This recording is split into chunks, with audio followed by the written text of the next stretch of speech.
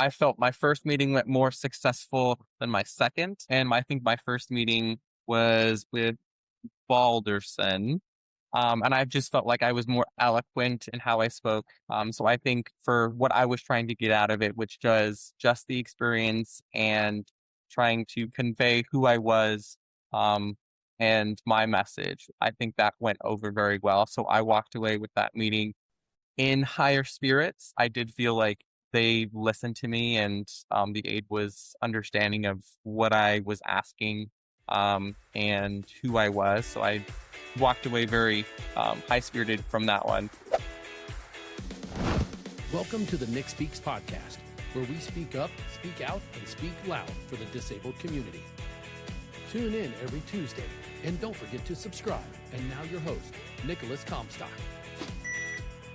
Hi, everybody. Welcome to this brand new episode of the Nick Speaks podcast, the podcast dedicated to the disabled community, where we speak up, speak out, and speak loud about the issues that matter to the disabled the most. I'm your host, Nick Comstock. I am so glad you're joining me on this Tuesday, whether you're joining me on Tuesday morning or whether you're ending your day with your best friend, yours truly. I'm so glad you're here, and I have two. This is the second time that I've had two guests at the same time, and it's always a better party when you have more than one guest. And I have someone that's been here before, and I have a brand new person that's never been here before, probably never did a podcast in his life. And I think he's single. So ladies, I'll get to all that in a minute. But I have two very important guests today.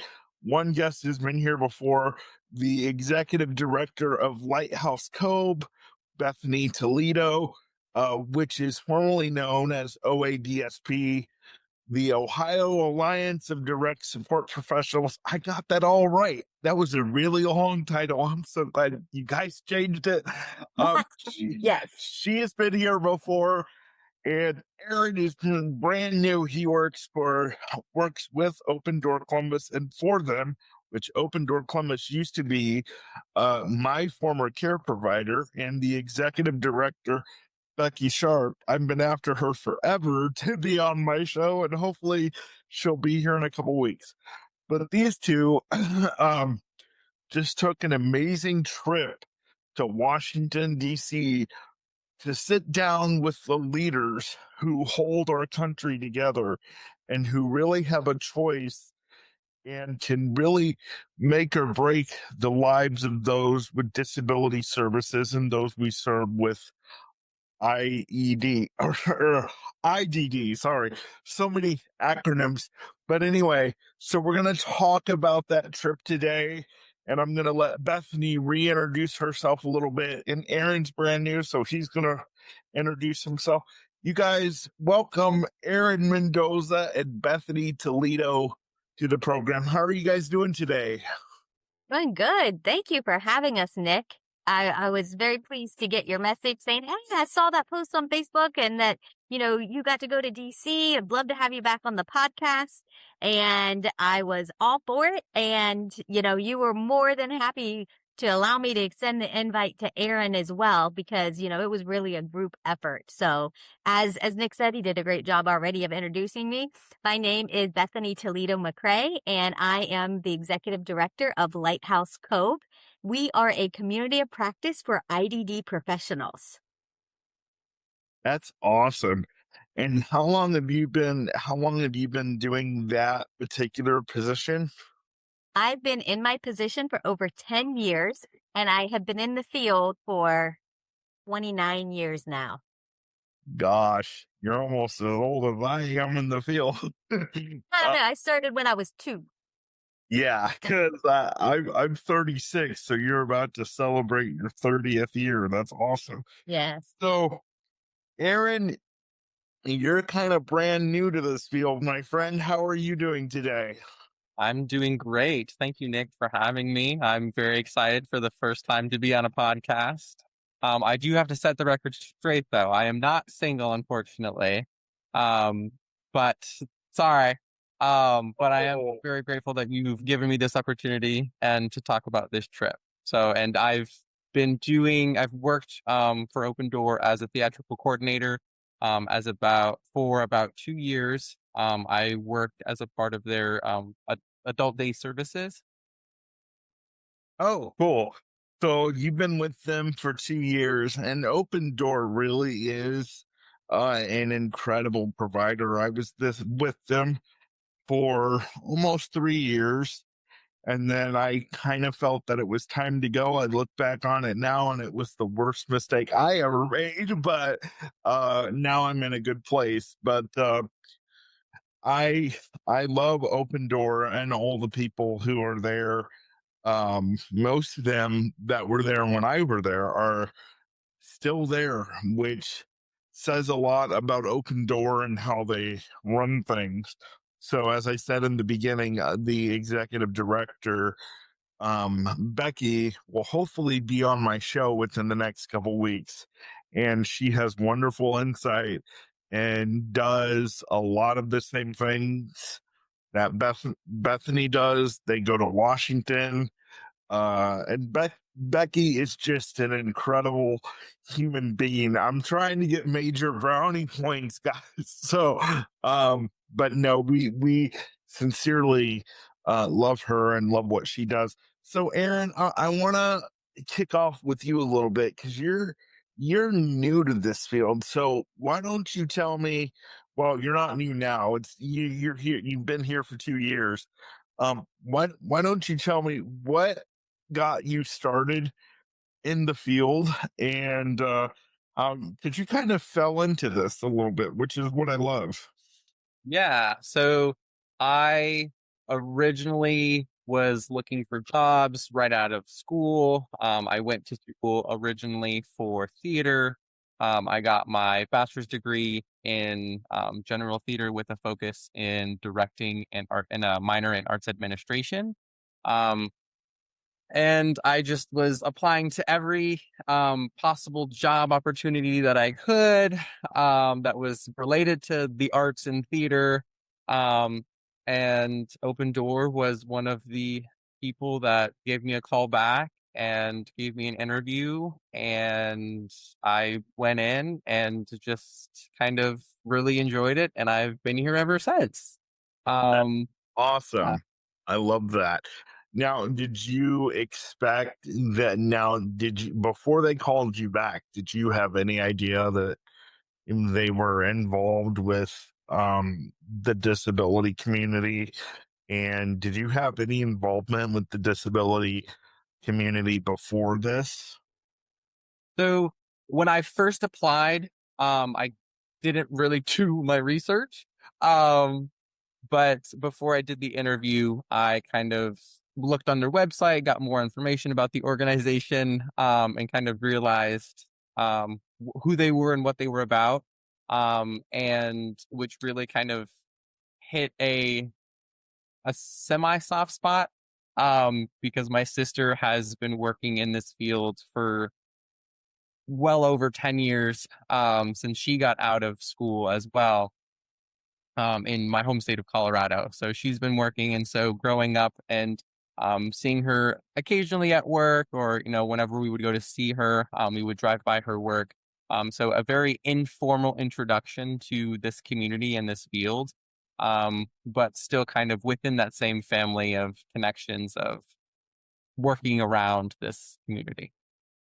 So when you found out that Open Door was in this field, were you like nervous? Oh, I don't want to screw anything up. I don't want to say anything to offend anybody. Were you? I mean, I don't know what questions to ask. What kind of things ran through your mind? Yeah. When I first interviewed, I was very, very nervous. Especially being a DSP, one of the responsibilities is med administration. So giving meds, helping in any sort of medical emergencies. And that is never something that I didn't go to school for. I didn't have any sort of training in that realm at the time. And beyond just general like first aid and CPR. So I was like, I have no idea. So that was one of my major kind of concerns of like, I don't want to mess anything up. I don't want to be responsible if something bad were to happen, or if someone has a medical emergency, I have no idea what to do. Um, so that was one of the big like conflicts that I was really facing when I first joined, was that. But as far as being politically correct or not wanting to offend anyone, I within the arts, I've always been very conscious about who I'm talking to, and I've always been of the mindset that every person is a person, regardless of ability, race, gender, sexual orientation. And so I've kind of always been of that mindset where we're all just people on this earth, and we all are here and figuring it out together. So it's interesting that you said something and it caught my attention. You said you were nervous about, administering meds and doing other things like that.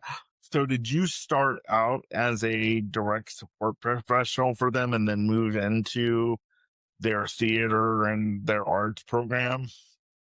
So it, I no, I the role that I currently hold as a theatrical coordinator is also a DSP, or a direct support professional. So I do both at the same time. Okay. So I serve as a DSP with just extra knowledge and extra experience in the theatrical art creative realm. Okay. So you kill two birds with one stone, basically. Yeah. Okay. Cool beans. All Or right. bang for your buck with Aaron. Yeah. Yeah. That's awesome. So I want to get to the crux of the reason why I invited you both on. I just wanted to give the viewers and listeners a um background a little bit on Aaron, because it was his first time here, and I'm sure we'll get to know you a little bit more throughout the podcast. I also want to mention too that Bethany has a podcast, and we're kind of going to do a bunch of crossover work together here soon in the next couple of weeks. So she'll talk about that in a little bit. But you guys took 28 people with you on the trip to Washington.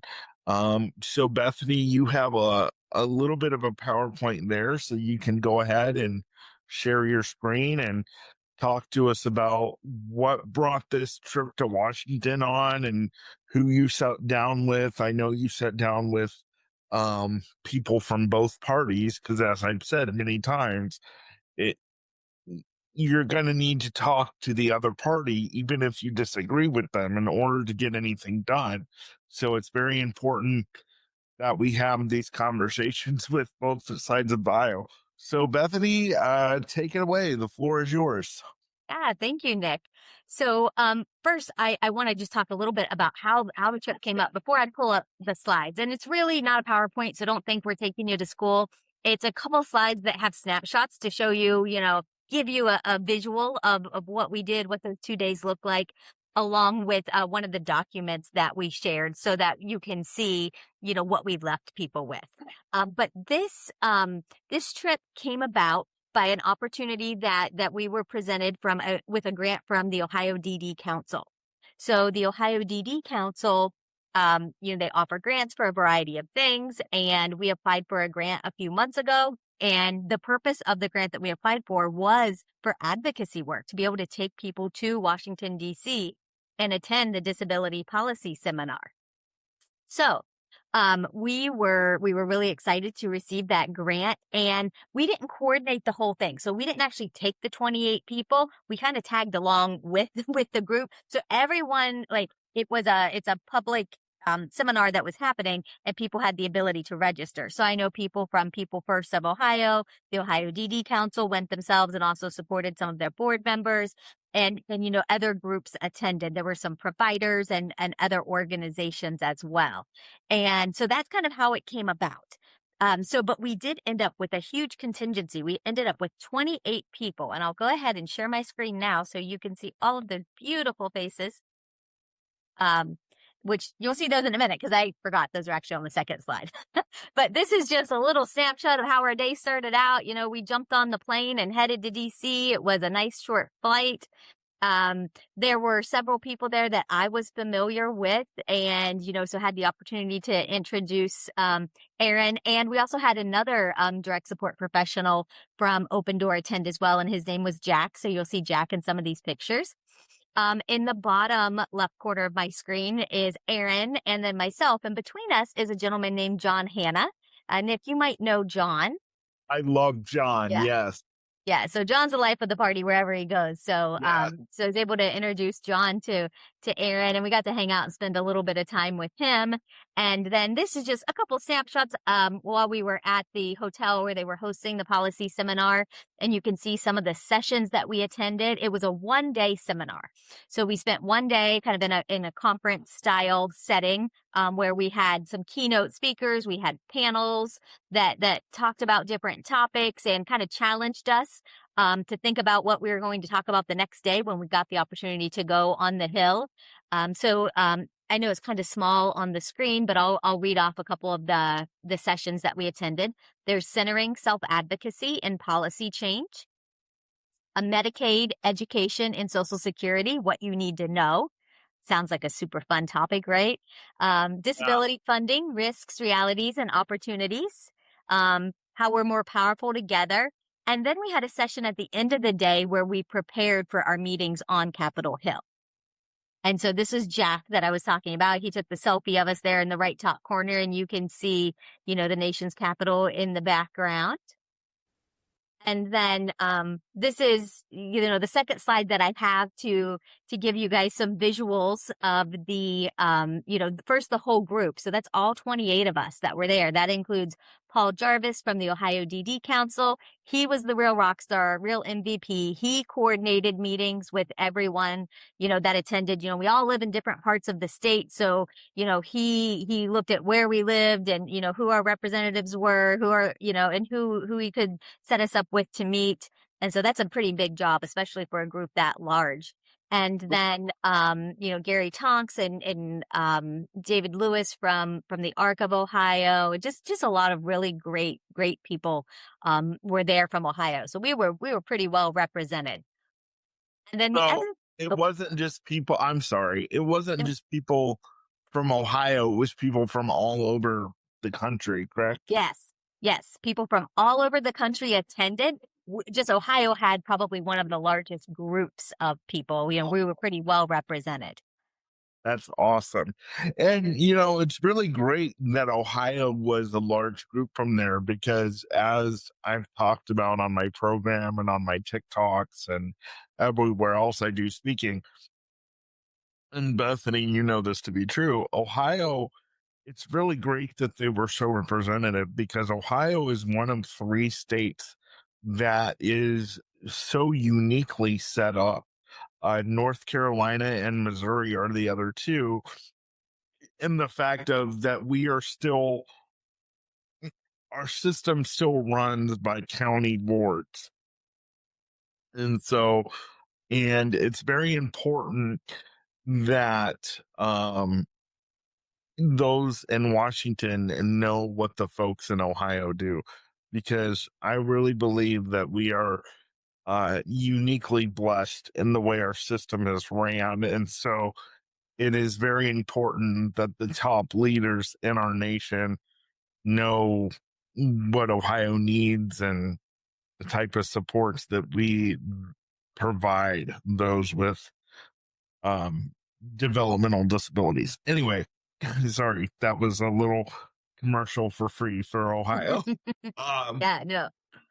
So go ahead.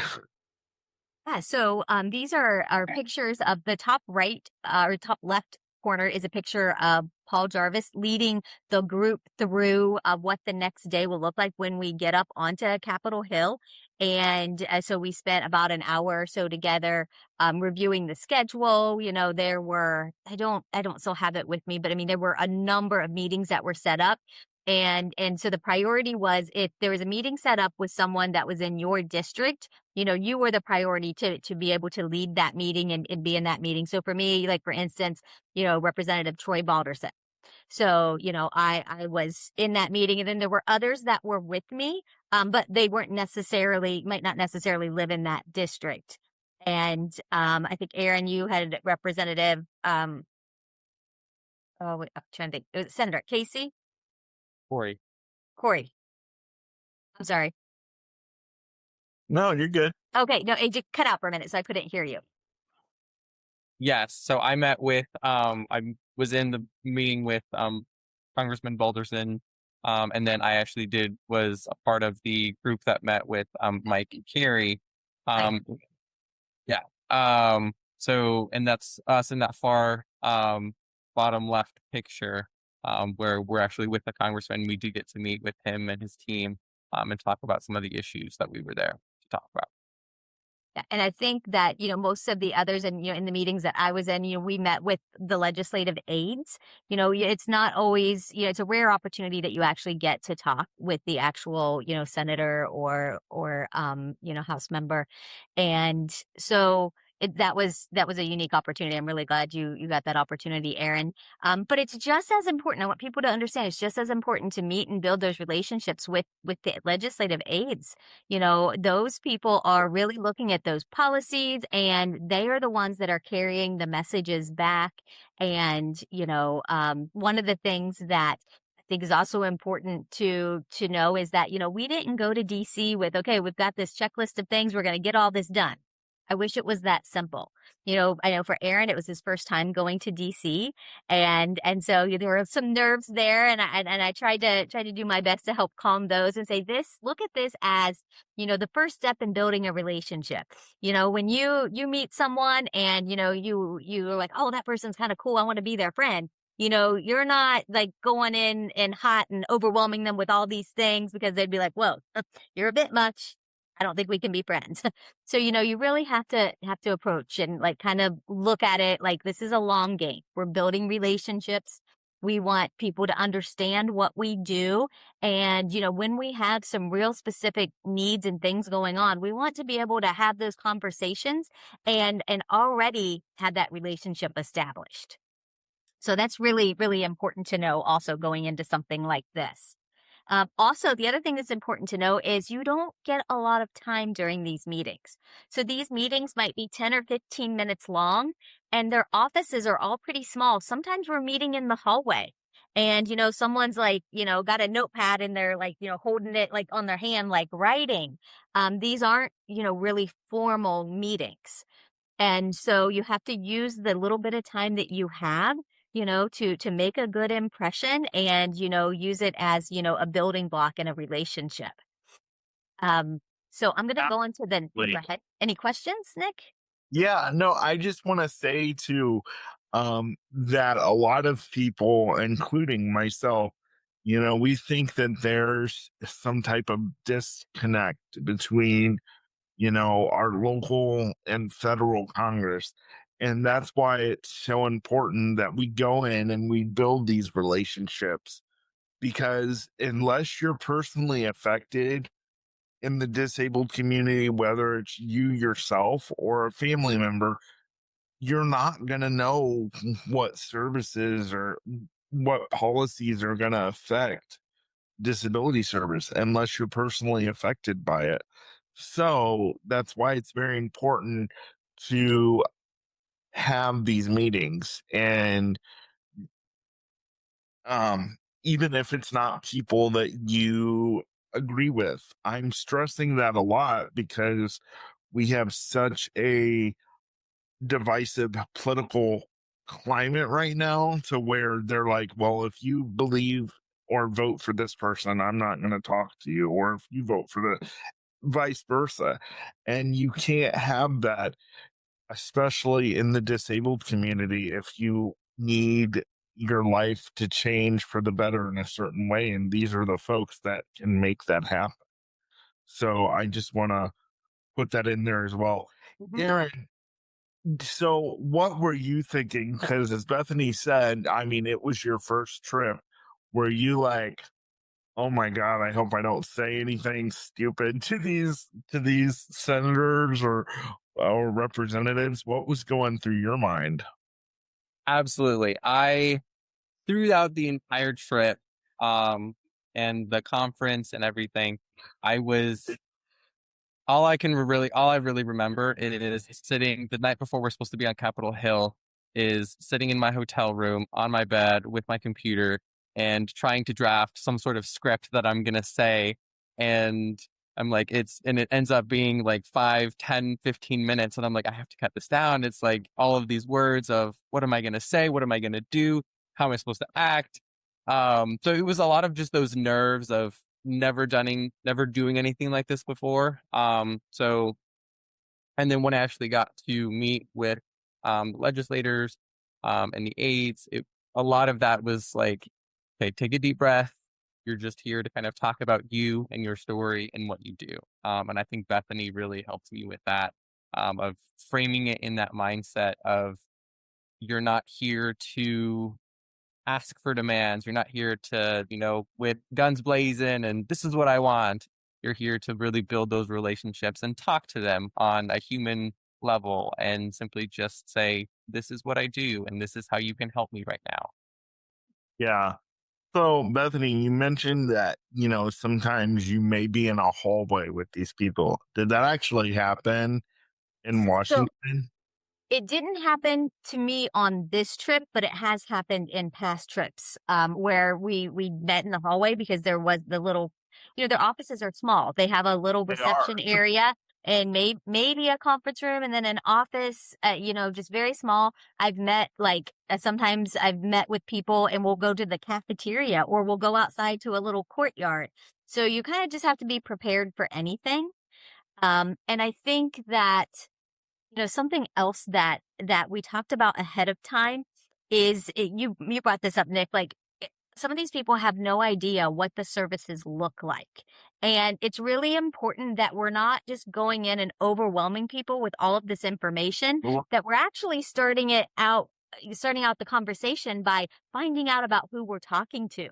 Some of the people that we talk to, actually, are from Ohio. They're familiar with, our hometowns. They know some of the same people we know. Some of them do have siblings or relatives that have disabilities. So it's also really important to start the conversation out by learning about them and what their point of reference is. And so then that way you can kind of craft and use, leverage the little bit of time that you have with them to make the most progress based on what they already know and what you might already have in common. Yeah. Yeah. So why don't you take us to your next slide and show us kind of Yeah. the one page policy thing that you were talking about before we Yes. Yes. So remember, we only have a little bit of time with every person and, we can't tell them everything. So I always recommend, and depending on what type of, if you're in DC for, like say, for instance, I've been to Anchor, policy summits and they will have these ready for you and you can share. There's certain highlights that they'll help, bring together that you can share during your meetings. For this event, since it was people from all over the place and it was a variety of people, it was professionals, with people receiving services, family members, everyone it was kind of left up to each individual what they brought and shared. And one of the things that I think is useful is to have a piece of paper to leave behind. Some people simply call them leave behinds. Some people call them policy briefs. This is a snapshot of one of the two that we had with us. We had two. We had one for the Senate and one for the House. They were both very, very similar. I'll point out the difference here in a moment.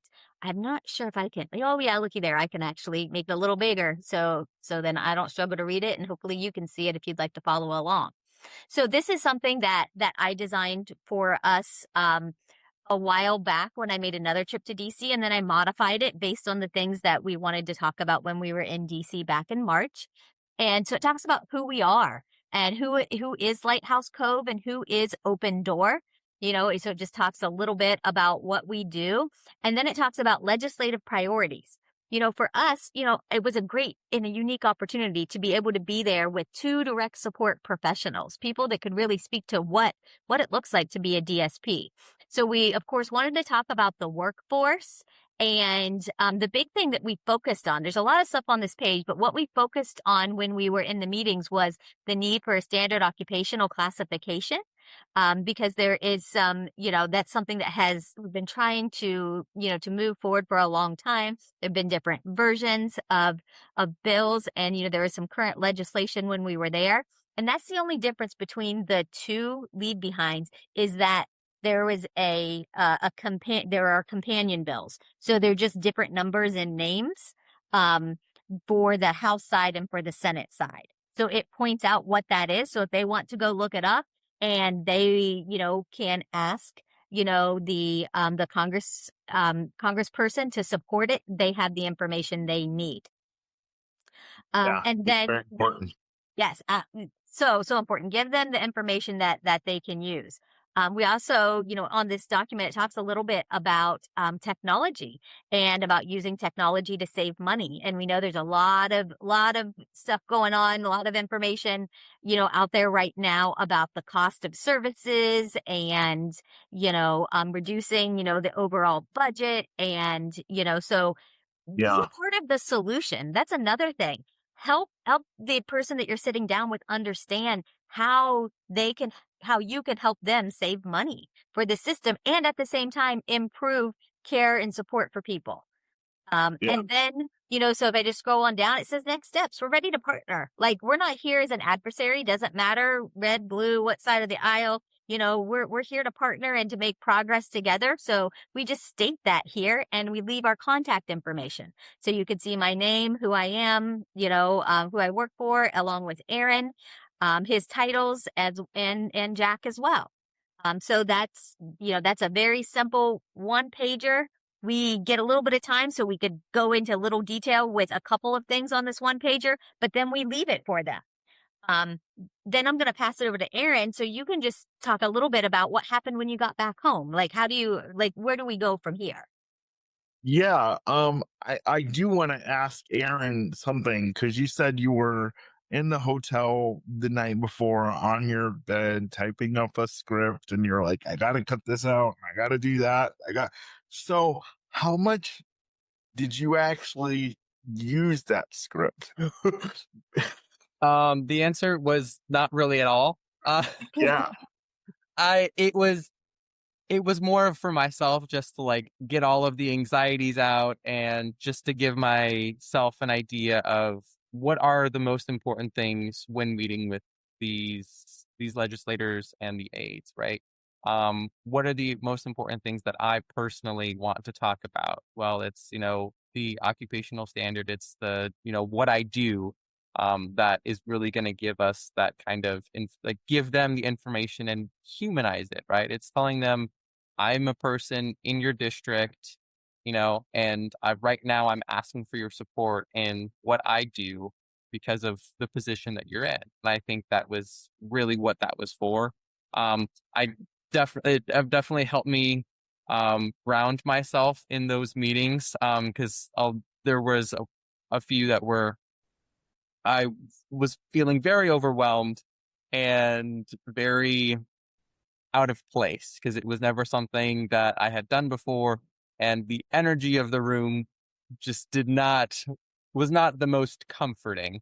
But I managed to, speak and tell tell my story and say what I needed to say.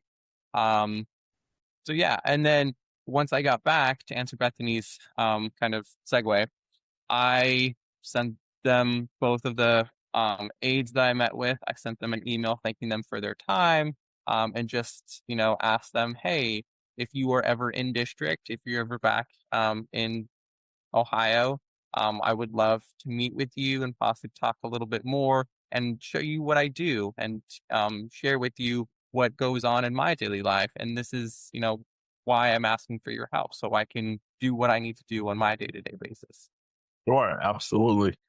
How did you feel? And I can pose this question to both of you, and then you can decide who's going to answer first or whatnot.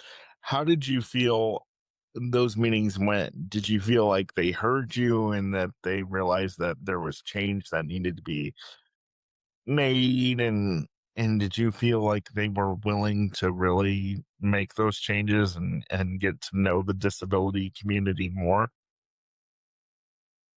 Go ahead, Aaron. Um, yeah, I think for my first meeting, I felt my first meeting went more successful than my second. Hmm. And I think my first meeting was with Balderson. And I just felt like I was more eloquent in how I spoke. So I think for what I was trying to get out of it, which was just the experience and trying to convey who I was, um, and my message, I think that went over very well. So I walked away with that meeting in higher spirits. I did feel like they listened to me and the aide was understanding of what I was asking and who I was. So I walked away very high spirited from that one. My second one, I was more disappointed in myself rather than the meeting by any means, just because I felt like I didn't give as much. It wasn't as powerful as I think I would have wanted it to. But the aide was very knowledgeable. He knew exactly the legislation that we were talking about and the bills. So he was very knowledgeable, and I did think he understood the importance of what we were asking for. So yeah. Great. Bethany? Yeah, no, it was really nice for me to be able to see a couple of people that I have seen in the past and for them to, remember like, oh yeah, we've talked about these things before. And for me to be able to give updates and say, we are still working on the SOC, and help them understand that the SOC is not, it's a budget neutral ask. It's not something that's going to cost money. And so they were very, very receptive to that. And What is the SOC? yes, so that's a standard occupational classification. So Okay. currently, direct support professionals do not have an SOC.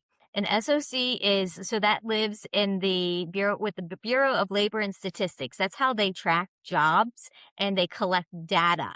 And that data informs, policies and decisions, made, at the federal levels, like with CMS and so right now, DSPs are lumped in with home health aides and personal care assistants.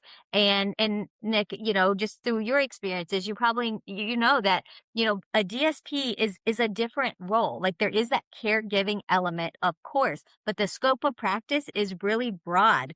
Direct support professional doesn't work in, like like in comparison to like a state tested nurses aide that might work, say, in a nursing home. They have nurses that are there giving medications. They have other people, supporting different elements. And with a DSP, they kind of wear all of those hats. They take people to doctor's appointments. They administer the medications. They help people get jobs. They help people, get into their community and meet people, that will become their friends. Like they support every facet of a person's life. And so helping people understand that there is a difference there. And so we're really, I say we, Lighthouse COBE, the National Alliance of Direct Support Professionals, Anchor, and we have a lot of partners that are very passionate about having a standard occupational classification established. It would be really useful for us because then we could actually say there are X number of direct support professionals. We can make an educated guess, but we really don't have an exact number because when you look at the data with the Bureau of Labor and Statistics, again, it's lumped in with other, with like kind of other caregiving type roles. Sure. Sure. Well, you taught me something new just now, and I've been in this field as a client since 2012, which is I didn't know that there was a difference between a DSP and a home health aide. Like I've heard HHA, I've heard CNA, I've heard STNA, but now I'm going to need you to just take a little bit of time and kind of go through a little bit of difference because I had no idea. Yeah, yeah. So again, one of the big things is that a direct support professional in a lot of settings can have a delegated nursing certification, that allows them to practice nursing tasks. So Aaron referenced earlier that, he gives medications, and that was something that's a little bit scary, especially when you don't go to school to be a nurse and then to have a job. And it's like, oh, Nick, you and I have had this conversation before. I came into the field as a DSP when I was 19 years old. I've worked I worked in a group home setting where 5 ladies lived. I was responsible for giving medications multiple times a day, and I had to go through specific training and take a test to be able to do that. And so, a STNA doesn't give medication. They have nurses on staff that do that, in those skilled nursing facilities. So That's that's yeah. interesting though, because I've had STNAs in my home working for me in my home, because I've never been in a real group home setting or anything like that. So I know that they have to, you have to be an STNA. At least this is what I was told. You have to be an STNA in order to apply creams or apply topical medications. So it's interesting now that I'm sitting here learning that there's all these DSP is a different from an HHA. An HHA is different from an STNA. It's like, okay. Yeah. And I'm not, I don't know every single, difference, because, we focus on, supporting direct support professionals. And I was a DSP, so I can speak to that experience that I had. I know that there's even levels with, or kind of like add-on certifications with delegated nursing. There are some DSPs that give insulin shots. They give tube feedings, and they have to get additional certifications for that. So it's highly skilled, and there's that broad scope of practice. So really what we're trying to say to everyone who's watching and listening, and especially of those that are high up in the state, I know a lot of you listen because a lot of you tell me it's more than just doing light housekeeping and cooking a meal. You are giving life-saving medication to people, especially if you're coming directly into their home. You're making sure that their oxygen is correct. You're making, and so this is why the pay is so important. This is why having people that do these jobs are trained and trained well, and they're not just people that come in off the street, you know. And so this is so important that we do this program, and this is why I do my program, so that people can get a glimpse and say, hey, this is not just a job that's it's worth more than $10 an hour. And technically you can't put a price on a human life, but these DSPs and even HHAs and all the other ones that we mentioned need to know that all that they do, that they are worth all that they do. Yeah, so that's why it's so important. So Bethany, talk a little bit about because I mentioned it in the beginning. So because you and I have the same podcast producer, so talk a little bit about your podcast a little bit. Yeah, so we have a podcast called The Direct Line, and we actually just relaunched The Direct Line. As Nick mentioned earlier, we changed our name. So as of January 1, we became Lighthouse COBE. And with that, came a new era for our podcast. And rather than having a single host for our podcast, my entire team, which I make that sound really big, there's, a total of 5 of us.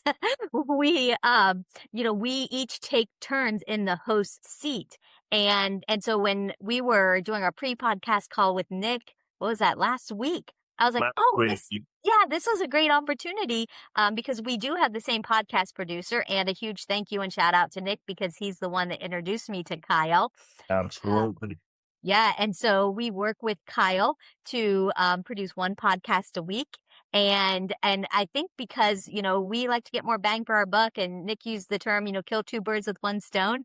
we will probably be releasing this as well on the direct line. And so then Nick will be featured there, with this podcast that you're hearing it now. So actually, you might be hearing it on the direct line. You might be hearing it through Nick Speaks. And then, Nick, I'd like to throw out an invitation for, down the road for you to just come on and be a guest. Absolutely. Absolutely.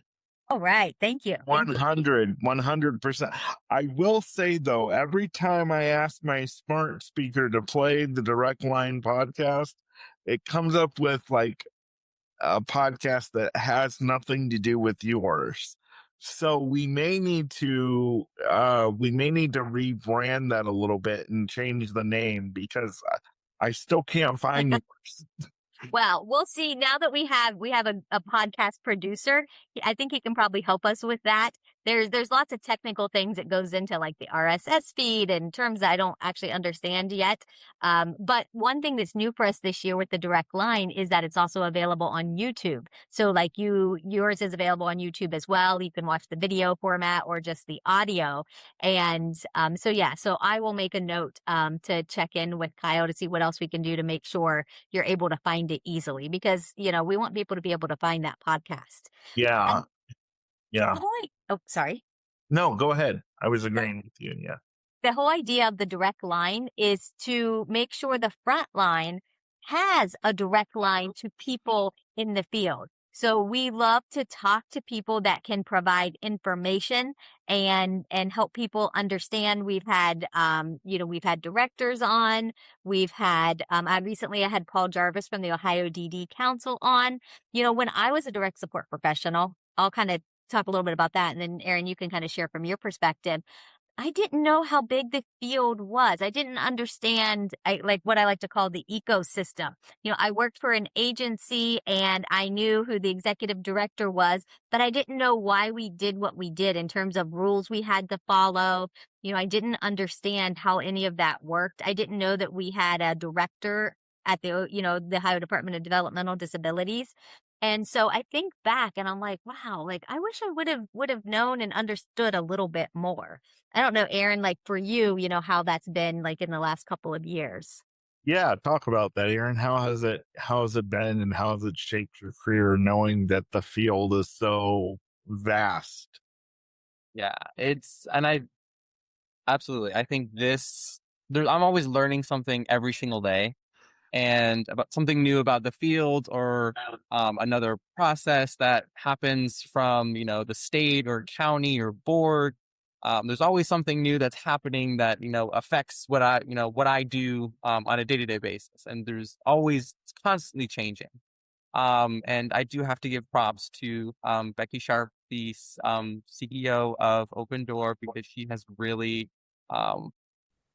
created that environment where she wants the DSPs and the frontline supervisors and people, and has worked very closely with Bethany to create this model where we as DSPs have access to this kind of information, where we feel empowered to go to DC and advocate for ourselves, but also for the individuals that we serve.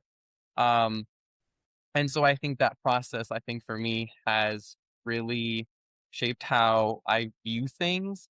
And also because I am also a theater practitioner, I have ambitions of creating my own theater company one day. Sure. A lot of the same practices of running a nonprofit organization apply across the board, and understanding that piece of, from an organizational standpoint, from a provider standpoint, how many things actually go into the daily lives of the individuals that we serve. It's not just, getting them from point A to point B. It's making sure that they have transportation on this day, and making sure that they can get to all of the other activities, and making sure that we have the necessary resources available for everyone that needs them. Absolutely. And one thing that I love about Becky and Bethany is that they're not executive directors just sitting in their office pushing papers. You guys you give access to your staff in a way that I've never seen, and I've been in this field since 2012. And I love that because I think the both of you realize, and I'm sure that there are some others out there too that are directors that realize, if you don't have good DSPs behind you, your organizations will cease to exist, or at least be subpar. So I love the fact that you, Bethany and Becky, are so accessible to your teams. And I will give kudos to Aaron because this is something that I didn't learn for a long time when I was a DSP, in that it's okay to ask the questions and to say, hey, I want to be involved in that. So Yeah. I met Aaron, gosh, less than a year ago, around a year ago or so? Yeah, about Probably a that. year or so ago. And Aaron was participating in a program. It was a leadership program that Open Door was hosting, and Lighthouse COBE was bringing to Open Door. And so Becky, being a great leader, she really, really believes in leadership development and leadership development at all levels. So every year she hosts a leadership program, and a good leader also knows that they probably shouldn't always be at the front of the class being the one teaching. So Becky will bring in different people. And this past year, we were the people, Lighthouse COBE, myself and my colleague, Kevin Metz. We would go to Open Door one day a month, and we would cover 2 topics, one before lunch, one after lunch. And one of the little mini series that we did during the course of that year was on advocacy. And we helped people understand what that IDD ecosystem looks like. We talked about the challenges in the field and the things we wished were different and then we wished we could change. Then we talked about, how our government's set up and how you can advocate. And then we challenged every person in that program to participate in mock testimony. And so we took that whole list of things that we wish we could change and said, okay, advocate for it. How would you ask for this to be different? And so Aaron was one of those people that gave that mock testimony. And at the end of the program, I remember him saying, this was great. I really loved it, but I'd like the chance to do this for real. And so when the opportunity came and we got that grant, who was one of the first people I thought of to ask? It was Aaron. Mm-hmm. So, Aaron, when she asked you, were you like, oh crap, I should have kept my mouth shut. I have to go to Washington now? A little bit. No, but in all seriousness, I am very grateful for that opportunity. It really did teach me a lot about not only how to navigate this system for myself, but also how to encourage other people to do it. When I got back, I told, my coworkers and my team, and I was like, it was a lot of fun because I got to do all the tourist things and see all the sites, but then I was also there for something a little bit more meaningful, right? I was able to advocate for the work that I do. And I know a lot of people and my coworkers as DSPs are very proud of the work that they do and the people that they support, and they love it and they wouldn't change it for anything. But at the same time, there's also a lot of challenges that come with that, right? It's not having an occupational code, right? And so I think that having the opportunity to do that really, I think, not only empowers everyone, but it lifts and creates a common ground of this is accessible. You just have to know how to navigate it. And I think that's one of the things that I'm really grateful that Bethany and Becky have really done, is made it accessible to as many people as possible. Yeah. We talked a lot about Advocacy Day and the Washington trip. To get a little off topic, how is the food in Washington? Becky Becky and Bethany knows, and Aaron will soon find out that I'm a huge foodie. So, how was the food, or was that catered in through the? Actually, there was no catering, so we had to find our food. The day that we were at the kind of the conference style, it was kind of a lunch on your own. So we had an extended lunch break to go out and find something, and we found a great place, didn't we, Aaron? Yeah, we just stumbled into it. It was a tapas place. So Aaron, I'll let you talk a little bit about it. Yeah, so it was. We were like, okay, what's close by? And I forget the name of the restaurant, but it was a really elegant, very like posh kind of place. But they had really good food. The servings were good. The prices were decent. They had a nice atmosphere. And then I think we did see a few other people from the convention also there. But it was a really nice environment. And it was great. And I think one of my favorite things to do whenever I'm traveling is to find a local coffee shop. So it was one of Yeah. the things that I did was before our conference. I went out early and looked at one of the local coffee shops that was right next to our hotel, and I just went and I had a lovely exchange and some pretty good coffee. So it was really nice. It was nice to kind of just experience that life. And then we did also have the opportunity to check out a really cool speakeasy. That was a lot of fun for me. And so that was really cool. It was called Off the Record.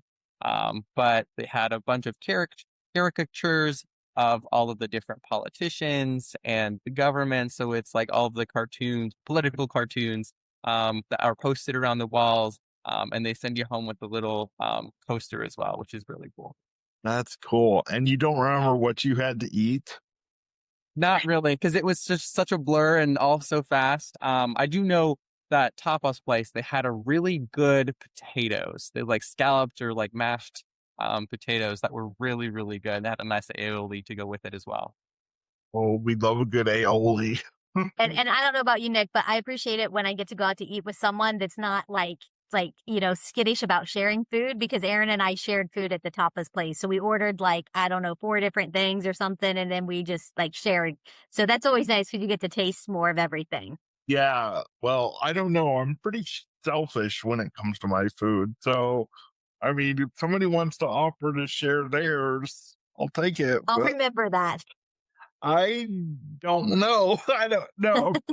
If the portion's big enough, I might have to, help you, because I know everybody's worried about figures these days. I'm not, but you know, That was one of the surprising things I learned about Bethany on the trip was she is a smaller appetite than I do myself. And so I was like, you're leaving all your fries, or just things like that. So that was just a funny kind of thing. I was like, if we weren't staying in a hotel and if I had access to a microwave, I would definitely take your leftovers.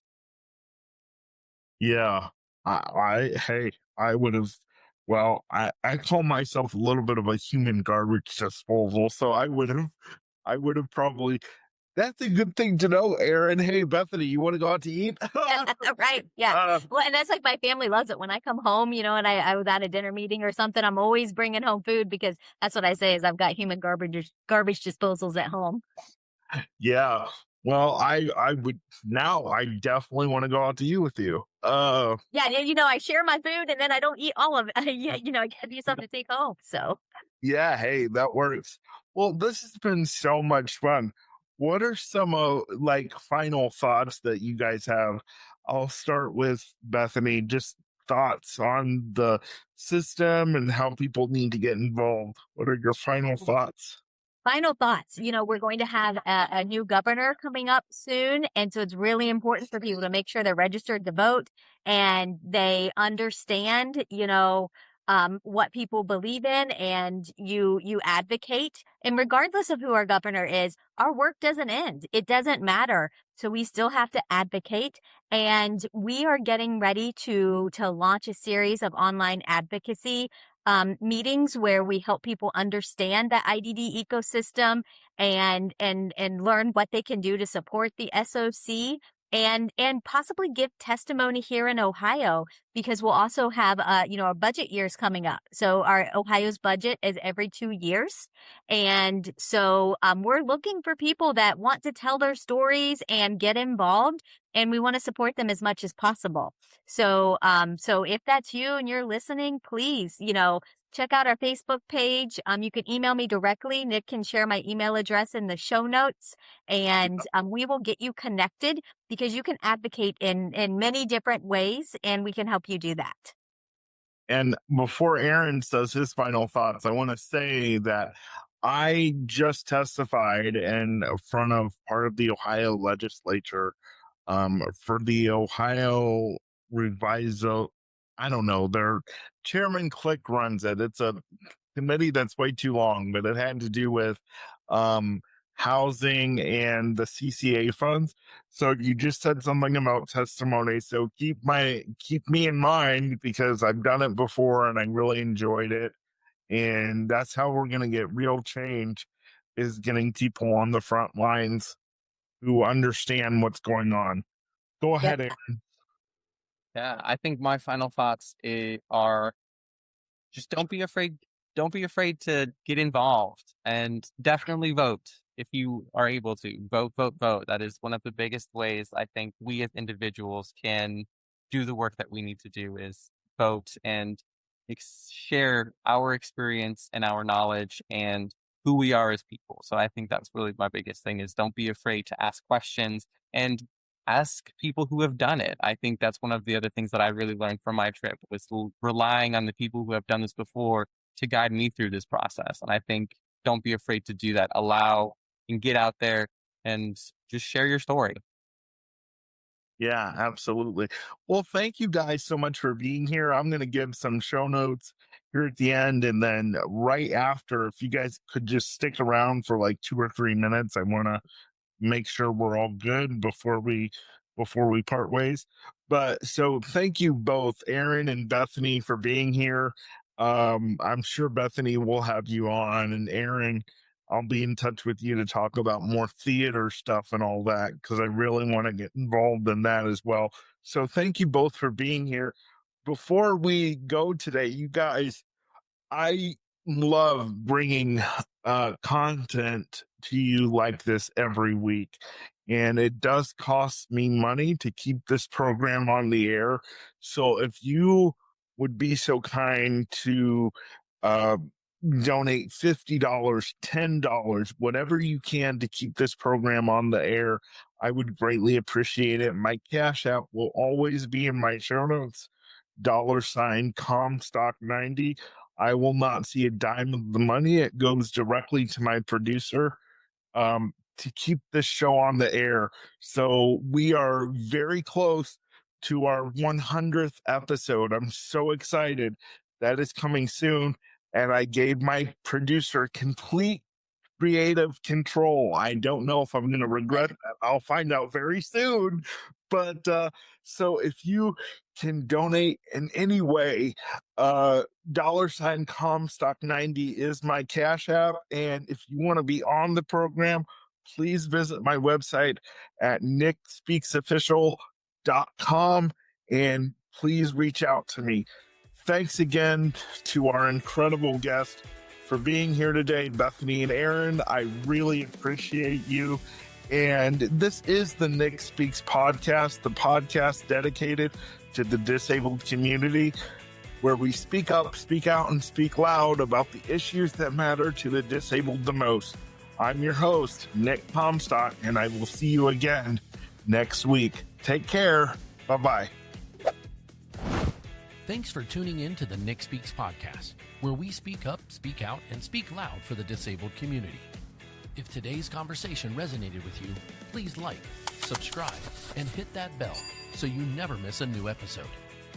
You can find Nick across all platforms by visiting his link tree in the show notes. And please leave a comment to join the conversation. Until next time, keep speaking up, keep speaking out, and keep speaking loud.